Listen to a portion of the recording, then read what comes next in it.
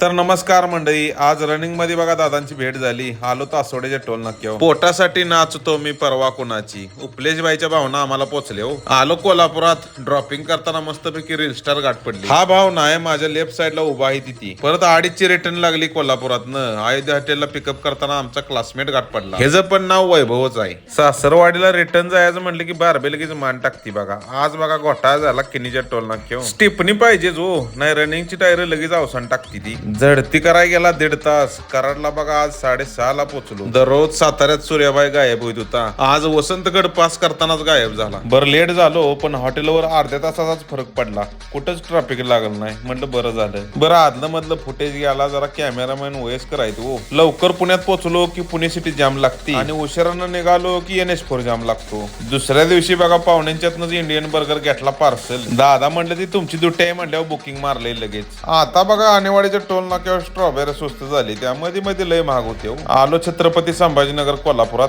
दादांचं आपलं आभार मानलं आणि सख्या बहिणी पक्क्या वाईने गाठ पडल्या. घरी जाताना मात्र भावानं सगळी सिटी फिरवली बघा. शेव भाव पण रिटर्न येताना होता पुण्यातनं.